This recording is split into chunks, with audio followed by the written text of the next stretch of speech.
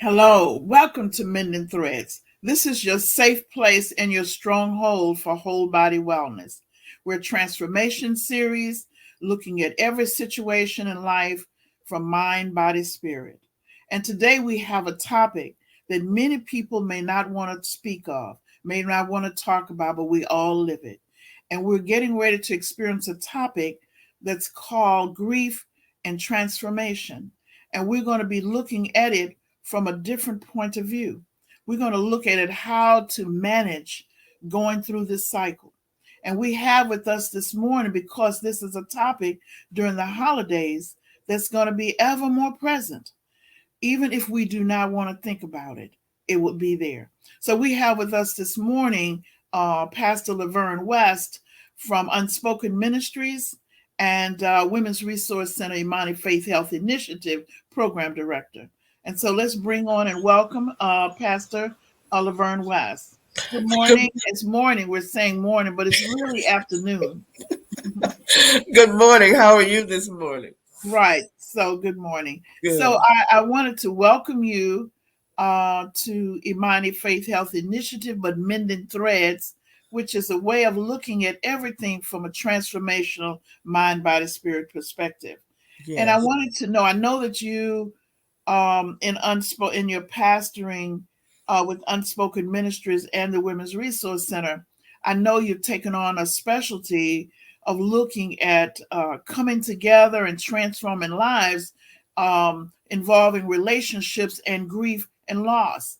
So, if you could kind of tell me a little bit how you um, got into this whole area. I, I, you know, I think when you go through things, I think that the Lord directs you to your passion. And so it was out of my pain and out of my crying and out of my suffering that I found uh, therapy and I found mental health counseling. And it was through that that opened the door. And she helped me so much. I was in California. She helped me so much to find who I am. And so I said, you know what? I believe that this is for me. And so then that's when I started that pursuit of going to school and doing that because it was her demeanor, it was the way she handled me as a client, and then I was able to put my life back together and able to move forward. And it was a transformation.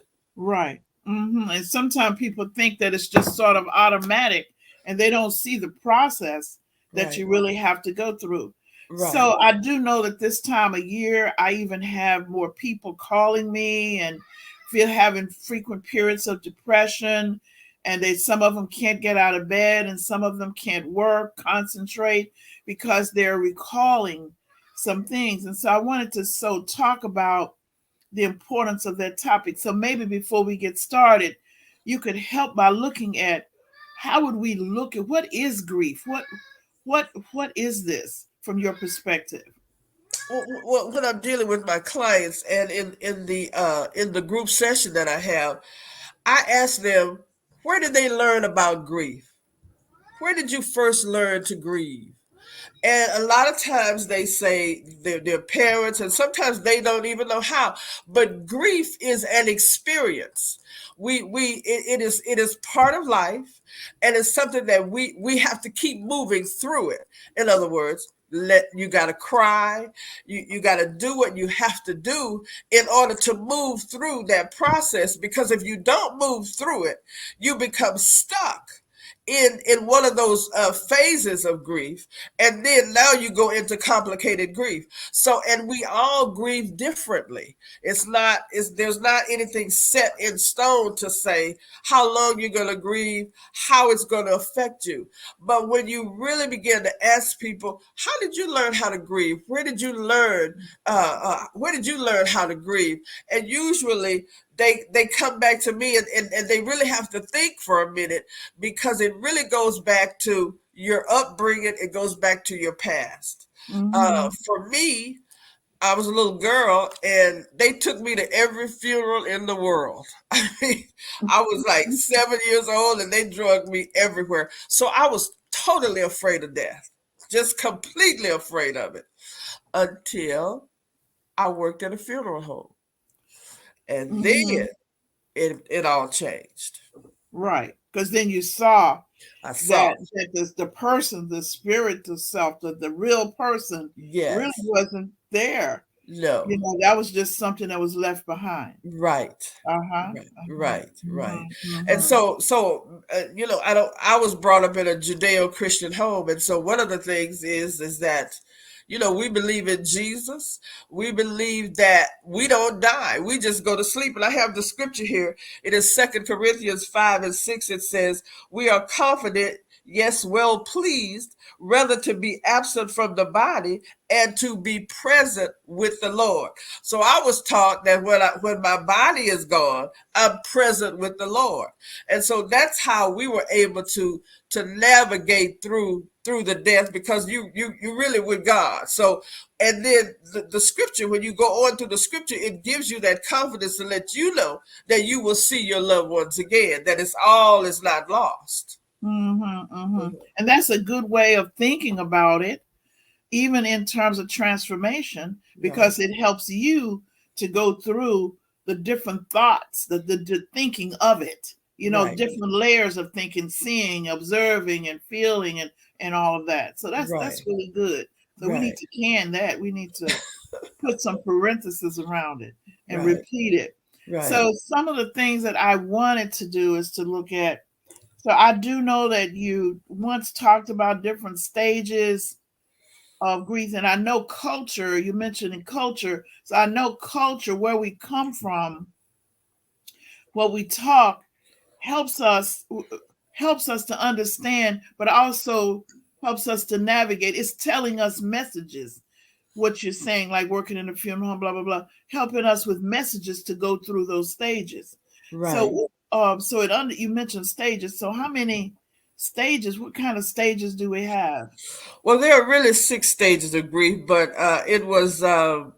it's really boils down to five, and they are denial, anger, bargaining, because we do that, depression, and then acceptance. And so these were done by Elizabeth Kubler-Ross. And then she had a cohort. His name is David. I'm not sure what his last name is. He came up with the 6th stage of grief, which is really processing through all of the other stages. I think Right. it's Gessler, or his name is, but he's really a grief specialist, and so these are some of the people that I pull from when we are looking at grief, and making sure that our course is well rounded when we do the course. And you mentioned that you were taken as a little girl. I remember going to a funeral, to my grandmother's funeral when I was a little girl. And somewhere I came up with the idea that I don't know where it was, that people died when they did bad things. And I Oh, remember saying, like I don't know where they came from. I don't know if in the movies or what, but I remember saying out loud, "How come you took her? She was such a good person." And I wrote that down in my journal, and I was cleaning up the other day and I found that. And I wow, said, so you see, young children then have these thoughts about death that fit with whatever their challenge is trying to understand good. Or so developmentally, your maturity in terms of that gives you messages as to how you should handle it. So that right. makes kind of sense what you just said. Right. Mhm. I mean, they Mhm. took me. I was so afraid. And then back in those days, they would roll the casket to the family. Yes, yes, yes. I'm just like, You know, enough is enough. and I would be wanting to run. And my grandmother would have my hand, and I couldn't run. I said, "Oh my God!" I was terrified. And so that was it. Was like you just, and then you stand at the grave and you watch them throw dirt on you. Oh no, oh, that just got me. But then, and like I said, I worked in a funeral home, and I began to understand that this is death is part of life. We come here in the middle, we leave in the middle, because so death is really Right. part of life. That's right. That's right. Yeah. Really good. So, so can you talk a little bit about what we go through during these stages, because as people, as our audience listen, I'm hoping that they can envision themselves coming out and handling each stage. Right, right. Mhm, I mhm. a lot of people are get angry, and the consensus is I can't be angry with God, but yes, you can. Yes. It's not, I mean, he's not going to abdicate his throne just because you're angry with him. He'll still be there. You can get angry because all of these emotions are running around, That's and you're hurt and your heart is open. So when you're hurting, your heart is open. And so yes, you're going to hurt. Yes, you're going to go through, but then he promises to be with you. And so mhm. how can you deny? You can't deny it. It's right in your face. You want to deny it, but it's so prevalent you have to. So Mhm. and one of the things about these stages is, they're not in order. You don't go through them in order, right? And like denial, anger, bargaining, depression. No, they come in the order that you feel them. So they're not in any specific order Well, when you're that's good feeling to them. know. Yes, because Yeah, mm-hmm. yeah, yeah. So and depression, you're low, you feel lonely, you isolate yourself. But you have to be careful. You need people around you, but you don't need people around you saying, uh, when God needed a flower and he just plucked that. No, I don't need that. Or God needed an angel and he came and got, no, no, it was their time. There is an appointed time, and after your time is up, you have to go. And that Mm-hmm. that doesn't make me feel better. Did that make you feel better when somebody said that to you? Yes. No. But now listen, I Well, always have this issue. So people say it's the time, but it seems like people speed up their time. It seems like some people speed up the time that God has for them through how they handle their life, yes, and they'll say, "Oh no, it was the time," but I'm really in conflict about that because I think the way we eat and the way we drink of course. and how we handle the vessel that God has given us lets him know. I mean, we're pedaling fast. He might have 50 miles an hour, and we're going 80 miles an hour. You, Right. you know what I mean? We get there Right, before right, he right, gets, right. Well, the Bible addresses that, and it's called the laws of Keshrut. And nobody wants to go into those laws. It's in Leviticus. Nobody wants to talk about that because he talks about lobster and shrimp and pork, and you're not supposed to be eating that stuff. But nobody wants to go into that. And one of the things is that you we when we go to church and then we go out and eat and we stuff our faces, yes. and we go to these places and we just stuff our faces, and then but you're slowly killing yourself Mm-hmm. because you're not eating right. And so I had a Mm-hmm. cousin. Listen, every month they would go to this place called Weimar, and they get like tons of sausage and Oh yes, all kind of yes. meat and everything. Listen, when he died, and the people that was carrying his casket had to stop and rest because he was way overweight. They had to make a special casket, but he See, ate himself to death. that's right. And there's behind that, and we won't get off the subject too much, but I know that research is showing that that has to do with loss itself and emptiness. That they're Yes, finding that because overweight, like even during the COVID, so therefore because of lack of contact, it could be a lot of other things. I gained like 20 some pounds. yes, And I said, you know what this is about? This is about loss of normal activity. This is about yes, loss of contact, whatever. So now I have to reframe, and I call it remind, rethinking these situations and doing something different, getting your right. mobility back, getting your thing right. And so it has something to do with how we're responding to this. You Right, see? right, Hmm. right. When my mother passed away, I stopped eating. See? I, I, Hmm. I, I couldn't eat. And this has been a difficult holiday for me. Yes. But you take the time, you grieve, and Reflect. you move through it. You Mm-hmm. don't stay stuck. You don't shut up in a Mm-hmm. room.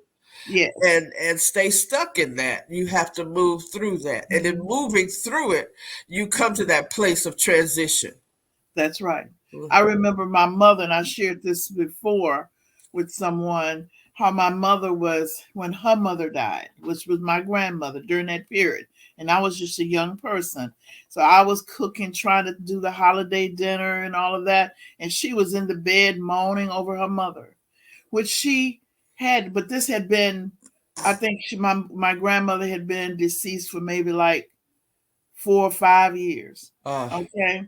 She was still moaning. So I went to her one morning and I said, I'm preparing dinner. I said, but you know how I feel? And she says, what? I said, I feel like I lost my grandmother and I lost my mother. oh, yeah. And she, in 30 minutes, I was in the kitchen. The next thing I knew, she was in the kitchen. Okay. It hit her that there she was moaning over her mother, but that she had abdicated her children. Oh, See what yes. I'm saying? Yes. And that brought her into that day to look Yes. at what she was experiencing and to look Yes. at how to reorder her life. And she shared with me later that that was the best thing that could have ever happened to her. Right. You Right. see, Right. Good. so you understand. So sometimes I think that we need to speak the truth candidly, in a loving way, In a to loving way. people, to Yes. bring them to that day, uh, Right. because they Right. still have to go through it, but it's how they're going to go through it. It's how I'm going through it. I could, and I'm Mhm. an only child, so See, I could really go and lay down, but then it is my son and my grandchildren that won't let me, and they that's didn't let right. me, they didn't let me, Mhm. and so it is really it's something when you lose a parent. That is, nobody can Mhm. prepare you for that. No Mhm. one can, but you can recover. You can make your way through it. Mhm. We You're really so can. so true. So what can you share? So you told us about the stages. Is there some kind of process that we could be mindful of so we would know what to do? Like a cycle or something? Yes, I can share my screen. I have something here that I think would be interesting, and it will break it down. Uh, Window. Here it is. Share. I'll give you a minute. Can you see it now? Yes, I sure can. I Okay. don't know if you could make it larger or not, but yes, I can see that. I can probably make it larger. Mm-hmm. Yes. Uh, Let me bring it down a little bit. Yes. Oh, wow. That's interesting. See, so it's Mm-hmm. really a cycle, and it's called the grief wheel. And so Mm-hmm. it's really a cycle, and you find out you start here at the loss, and Mm-hmm. that loss, and the first thing after that loss is shock. And so down in these circles, in the spokes of the circles, you find out that you're numb, that you're in denial, that you have outbursts, which means that you cry. And one thing that I went through was weight loss, right? And then but after you go through all the circle, you come out to recovery. I like this because it really lays out really the pattern of grief. Now right over here it talks about deterioration, so now you can stay in this: difficulty breathing, physical symptoms, because grief has at least four dimensions: emotional, social, spiritual, and physical. So here are the Mm-hmm. physical symptoms: difficulty swallowing, vomiting, sweating. So these are all the symptoms that will deteriorate. But then there's protest, and then you come over here where there's disorganization. So there's confusion. So that means that your thoughts are disorganized. You don't even think the same way. And one of the things that Kubler-Ross tells us is that during that year, you don't make any decisions during that first year after you lose someone. And Mm-hmm. then we go over to reorganization. That's when you find new meaning in life and in death. And that's here comes the transformation. You're trying now new patterns of behavior, and that leads to recovery. So I thought Mm-hmm. this was very, very vital when you're looking at grief. So so I know when we're talking about loss and grief that we're not just talking about death. I know we're talking about just the absence of things, although death means that you don't have any potential or possibility of regaining. But I know that there are other forms of loss that I guess, does this fit with divorce and separation and all of that kind of loss too? You use the same, right? I would think you would use the same because it's still a death, a divorce, and loss of a relationship, a romantic relationship. You're going to go through these cycles because Mhm. it's still a loss, and your heart doesn't know. You don't have to be dead. I mean, your heart is alive, and so Mhm. when you lose that someone that you love, what in a relationship that hurts, that's painful. So we go through this same cycle when we lose. Divorce is really like a death because that person is no longer there, and especially in romantic relationships, that those people leave your life. Right. And so I imagine whether it's a death or whatever it is, if you're trying to, and I do remember doing some reading, and when I'm working with people, I'm paying attention to it. Are they trying to into put something into that cycle? Like bring another person in quickly to get rid of the pain, and what that Yes. would do to that would arrest the ability to go through that process to come through transformation. Absolutely, Mhm. absolutely. Because Mhm. you'll find that trying to go through. So what that does is then that makes you stuck because this other person is not going to fulfill that emptiness. You might think it will, but he won't. He or she they can't feel it because you're still connected to that other person. There That are some things called soul ties that you still have with that other person. Right. hmm This is such an interesting topic. Now, I imagine then um, that what do you do? What do you do with a patient when you see them? What do you do? What kinds of things do you do to help them? You want me to stop the share or you want me to leave it up? I can stop the You can share. stop it. I just really wanted to see, and I guess we do have some other guests that we could bring on to help us look at this. We Okay. have, I wanted to share with you, we have two guests that are coming on. We have Miss Tierra Grissom will be joining us. She's a doctoral intern from University of St. Augustine for Health Sciences, and she's been on our show before, but I really wanted her today to kind of respond to some of the things and all of us talk about it together, and then so that we could help our audience, because I'm getting questions from patients and veterans that have gone through so much loss in terms of their experiences. And then we also have Ms. Simone Cooper, who is an intern from Texas Southern University, but also who has experience with people who have lost things in their past life through their experiences, maybe through changes in their life, through incarceration or whatever. They have lost their previous lives.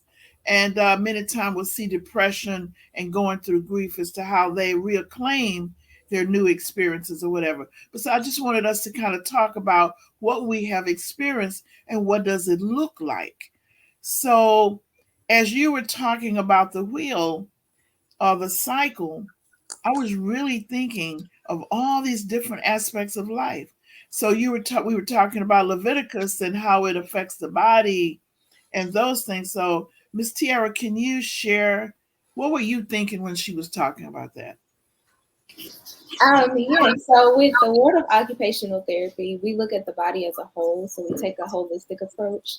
And so, by definition, depression is a medical condition. It's diagnosed based on the presence of persistent low mood, lack of positive affect, and loss of interest in pleasurable activities. So, like activities of daily living, you lose those interests whenever you're in a state of depression. And it's often grief is often a contributor for most people as to why depression becomes an onset.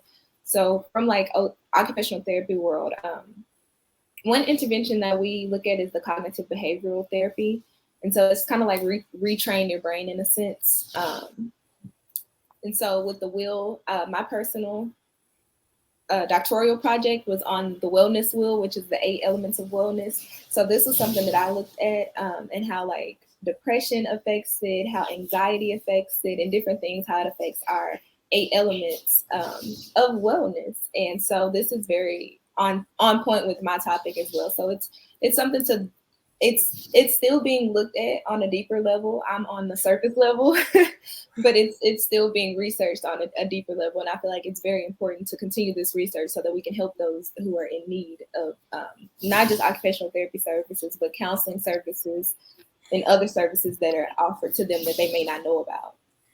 So in working with Pastor West and Miss Cooper, what would you ask them in terms of helping a person who's going through occupational therapy that's really experiencing moderate to severe or whatever depression? What would you ask them to do, or what would maybe I should ask them what would they do if you referred them? How would you begin to help that person? I know you want to have some goals for them, but how would you all help that person? What would you do? What kinds of things could be done?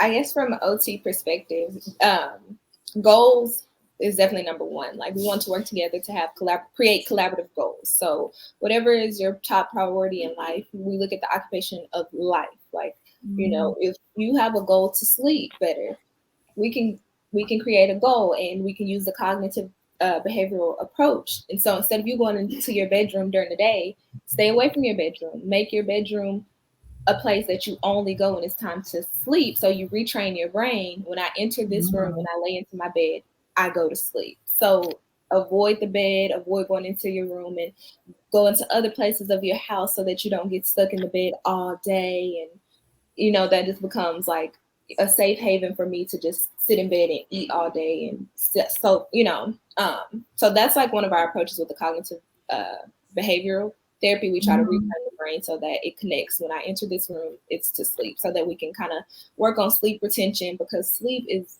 so important and we don't realize how important it is. And I mentioned that Mhm. on the last show, and I will continue to Mhm. reiterate, sleep is so Yes. very important. That's the time of healing, really. So Miss Cooper, what listening to them speak, what kinds of things would you do with this person, just to share with our audience the possibilities? So I was hoping that you and Pastor West could dialogue about, we could get a dialogue going about some of the things that people resist, but what could we do? See, we're going through this cycle, and there are some people, I do know, I have a few people listening who are veterans, and they say that they're sitting there and they're really remembering their friend that was killed, and being able to see them die. The shock of being able to see them, how it's affecting them. And then there are other people who have lost their family members, particularly, we see on the news, but particularly a few people who their fathers have killed their mothers. That's a big loss. There's some normal losses, when we say normal, that follow progression of aging and whatever. But what would you do? How could we help those persons? How could those persons help themselves? What could they do? So I definitely think that losing a loved one definitely affects your mental health, which is the most important thing, because coping with death is vital to your mental health. And it's the only natural way to experience grief when a loved one dies. The best thing you can do is to allow yourself to grieve first and foremost. Of all the life stresses, mourning can test your natural defense systems. Mm-hmm. And if you already have existing illnesses, they could worsen or new conditions could develop. So, for a person that could potentially have PTSD or anxiety or, anything like that, experiencing a loss like this of that magnitude could definitely make matters worse if you don't, take your time and allow yourself to grieve. And so when dealing with a client that, it has so much trauma, it would be a process. It would be taking things one step at a time to see where they are and meet them where they need the help. Mm-hmm. So I even know that persons who are returning, that are on probation from the jail system, are describing to me that they are going through the same system, same progress process that veterans are going through. So now I'm beginning to look at post-traumatic stress with people who are returning to society, the general society, from the correctional system. And I'm seeing that many of them are having difficulty acclimating back to the system because of the grief. You and understand the whole separation and regaining the loss of here in the system, and then coming back, being displaced from that system and regaining. So it's that transition that's a loss. So how do you, in that, with the correctional person going through that, how would you help that person recognize, one, that that's what they're going through? So when it That's for anybody. I'm just throwing that out. so when dealing with clients that are coming from being institutionalized, it's definitely a big transition. Depending on Mhm. how long you're in there, depending on the circumstances of where you were, it is a huge transition to come, back into society. I think one of the things that we do is to basically show them, pretty much reteach them what it's like to be in our society because things change. If again, depending on how long you're in there, if you're in there for a while, some of the things that you may have been doing before, they don't have those places anymore, or people aren't doing the same things anymore. And so I think, number one could be obtaining employment, getting a job, coming back out after being institutionalized. You're already having to readjust, but then, to get back into the work environment because, the cost of living goes up, everything changes and it all, ties in together. So with those, clients, the best thing that we can do with them is to basically help them start over from scratch, literally. Yes. Very uh-huh. One of the things that um, helps when you're going through, and especially with the PTSD clients, is art therapy. And so they're really having some breakthroughs with art therapy. And so one of the things that a person can do is uh, write a letter about the picture, the photograph. Write a letter about the photograph that you're looking at. Write a letter or try and draw the grief that you're feeling with that person. Another thing that we can use is affirmations. Because your thought process is disorganized, and so you have to do something to reorganize that thought process. So affirmations in the morning or in the evening, so that to anything to reformulate, to help you make that transition, to help you make that to get to the other side, is affirmations. And then there's one of the things that I shared with my grief group is that when somebody dies, they could bring like for the holidays, you could bring a white tablecloth and have a marker, and when people come in, you could write something on that tablecloth about the person that you lost. And then after it's all said and done, you have an heirloom. So you can create spaces of memorials. Like if the person liked flowers, you can have a garden and you can dedicate that to them. So there are a lot of other things that can help us process through that grief. And you'd be surprised, it really makes you feel better. And then you can journal about your feelings and how you're feeling, so that you can, and years later you can look back at that and see how far you have progressed and see how that transformation really happened, because transformation doesn't Mhm. happen overnight, it happens in stages. One of the things that I think you suggested is good. We tried one of that last suggestion Uh-huh. at one of the churches here in Houston on Holman Street, Uh-huh. and the congregation did that on a tablecloth, Uh-huh. and we hung it on the wall, Uh-huh. and everybody that knew the person would either bring and write something on there, or they would staple something to it or whatever, and it really helped all the families that were involved, to come to this church and be able to see what they could leave there for these different families, you see. And Right. so that's and it worked. So I do know that it helps people, so now they can work through it. And so they left it up for a whole year and a half, and it Right. allowed people to kind of work through all of their situations with their Yes. family members. So that works well. Yes. The other thing that we forget about is music. Oh, yes. Right. Okay. So if I'd ask, like, right now, if you always share the music that the music, when you think of a person, what person would you think of that you really miss? And then think of the music. Okay, and then when you think of the smile that they gave, which music that would bring the smile to their face? See, and then when you think of the smile, that I see Miss Simone really the smile, so she's really into this. All I know is that works, because now they call me. They said that I really know about loss, because I mean, if I go on and name all the people who Pastor West knows that was in succession, I mean, it was like every 6 months, every 3 months, every 3 weeks, and I think, and I'm talking about close people's daughters and different ones. So when we go through all of that, what I do know is this: what we're talking about, people need to really listen, because these are some real cues, okay, and to really how to handle that emotionally, Right. okay, and not to deny, for a long, every time you try to deny, then it should be something that says, let me see, let me see. Yes. And so I Yes. have those things that I say to myself, let me see. And people will hear me, let me see. That means there's some block there. So I must have time to look at this and revisit, so I can see it for what it Yes. really is. Okay. hmm Yes. Yes.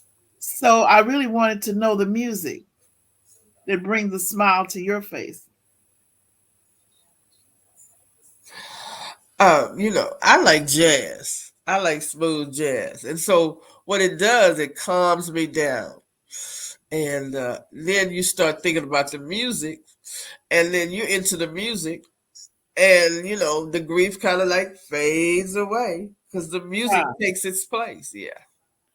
Now my uncle, he was a what is that? A little beer joint person. So if you remember when you when you walk by the beer joint, you hear that bass. Yeah, yes, yes, yes. He like blues, and you'd hear that bass, and so that brings a smile to my face about him, because that was his life. And so you would hear that, and he always was filled with laughter. He was such a great person. And so when I think about him, I think about that gut rock beer joint music.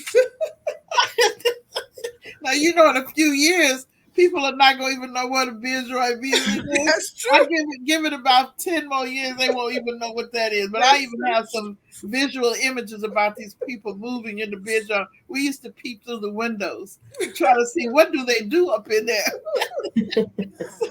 But so let me see. Mine was trying to think of the name. Oh, John. See, y'all don't even know Johnny Ace. So Johnny Ace used to sing this song, "Forever My Darling." And I can't sing, so anybody want to go look it up, then you'll listen to the words. And so that's the song. that brings a smile to the loved ones that I have lost. When I smile and think about that. Yes. I'm waiting on you guys. I wanted to hear your song so sometimes we could play that. Okay, so for me, after I lost my grandmother, every time I listened to "Take Me to the King" by Tamala Mann, Yes. I instantly thought about her and us being in church and just, Yes. shopping together. So every time I hear that song, I think of her and I just smile and, think of all the good times because she loved that song. Yeah. Yeah. So Miss Tierra, what's your song? My go-to song when I think of a loved one is "One Sweet Day" by Mariah Carey. That's Okay. one just, I don't know. Okay. It's I'm just gonna blessing. remember those. And when I think of some people, I think of the people sitting in the little church with the little hats on.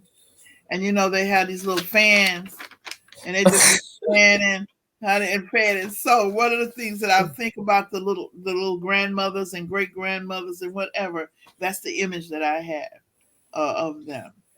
So the reason I ask that is because they say if you confuse the image with the music and the art, then that can help the transformation because the music and the art tends to connect. The music connects the spirit with the person, and when you connect that to the visual of what you see, then you then can integrate it. And when you express it through the art, then you make the connection. And so that helps to take us through the transformation, you see. But we usually do not want to deal with the music and the image. We just want to do something to forget it. Right. That So one of the things that I know that we're nearing our time, um, and maybe kind of getting ready to go over it, but we really want to leave our audience with images, stories, and things they can do. Because I can't remember people may not remember everything we said, but they will, remember what we outlined. Right. Okay. Okay. Right. Now. So what are we going to outline? And you know what else they will do? They will remember how we make them feel. They may not remember exactly what you say, but how you make them feel or experience is what they're going to really remember. So, what is it we could say for anyone who is going through difficulty at this time? What could we say to them that would help them? We could brainstorm that. Mhm. I guess I can start this one off. I would say that number one, your feelings are valid. So that's the first thing. Don't feel like you need to invalidate your feelings or invalidate your state of your mental state. And also, I would say find what brings you peace, what brings you joy. For some, music. For some, art. For some, it could be exercise. So just find your thing Mhm. that brings you joy and brings you peace of mind. Mhm. Oh, that's great. So I think I would say understanding that the grieving process is different for everybody, and that it's going to be unique to you. And so you basically Mhm. find how you grieve, what your grieving process is.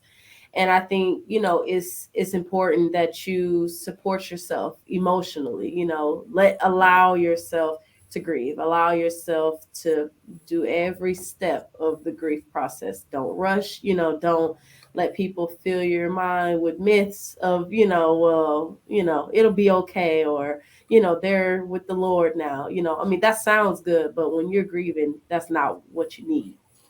That's just words. Right. Right. I think you would need to find people that's going to support you and just sit in silence. You don't have to say anything.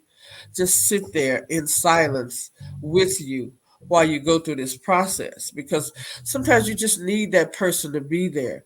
The other Mhm. thing is try and draw out your grief. What does it look like? If it's black, you know, trace it out, draw it out, find out what it feels like, what it looks like, and then you can have something to relate it to.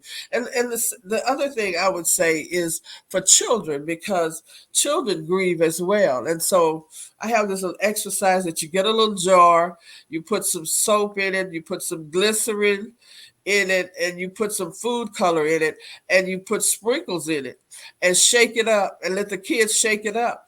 And so when they shake it up, they see all these particles, and those are your thoughts. And so when your thoughts go down to the bottom, that means that you're releasing that thought because it's down at the bottom, because children grieve as well. And so Mm, this is a good exercise for adults.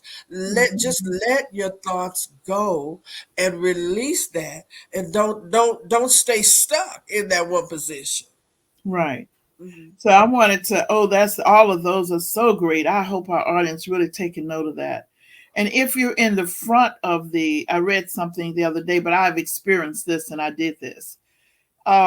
Is if you're in the front and just starting your grief situation and whatever, one good thing is to take the person's picture, put it on a pillow, and go to the closet. Just you, the person's picture on the pillow, and go in the closet because we're so concerned about other people, and just cry and scream, because sometimes we hold stuff in and we really won't get it out. But as soon as you can just get it out and talk and say everything to the picture that you want to say, you start cleansing yourself of Yes. things that you're holding. And the other thing is, if you're feeling really down and you just have a habit of wanting to stay in bed, one of the things that you want to do is to have a daylight bulb, and you want to set it up on a timer, and you can go to Lowe's and get that, and have that daylight bulb pop on at a certain time, and you can have a gradual coming on of the light. But that daylight bulb changes the chemistry of the brain and Yes. gives energy to the loss. But you need to say some things when you know the light is coming on or that it's on. And this is when you start saying things to yourself that's meaningful for the day. Like things like, you have been granted this day. What am I going to do? You see what I'm saying? You have been granted this day. It's all there for you. But if we lay in bed, we are cheating the day, because we were given the 24 hours during the day. That's why we have daylight and night. So then, if we do that, that helps the person get out of bed, and it slows and lowers the periods of depression. Okay. And so that's a good thing for the audience to hear. The other thing is, if you are supporting someone, you know how when your loved one or someone, your neighbor dies or something dies, the family, you rush over and you take food and all of that. That's real nice and good. But the saddest time is when all the people are gone and Yes. the person is there by themselves. Yes. If you really love that person, you would have a series of cards with supportive messages that you would just leave in their mailbox, that you would call on the phone and say to them, that you would text to them, encouraging things throughout a seven, over a period of time. Okay. You don't have to talk to them. They may not want to talk, That's but true. inviting them to talk if Absolutely. they want to. But That's just to true. leave those messages for Yes. them helps to take them through that time. You Yes. Yes, see, and ma'am. so those are things that we can do for other people, even my friends or the people that I have coming out of the prison system. I set up things, challenging things that they can do. Okay, I want you to choose today what's important to you, and then I'll give them a little word. And then the next day, and I thought this would be good for officers probation. Okay, so you put your little stamp on there, and then you have the next thing, when not only their job, but you give them something about how to work with somebody who looks at you differently, and remember that you got more inside of you than you ever had before. So let's see if we can turn it over, because they do. They have things that they can share with other people that would make them even more wonderful. Okay. And so things like that. And then what did you do today? Do something today that makes you more unique to those people that you love in a positive way.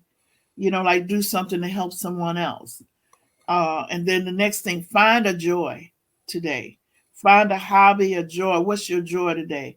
That kind of thing. So, I mean, giving them steps along in little cards, these little cards, you just hand them, things like that in stages.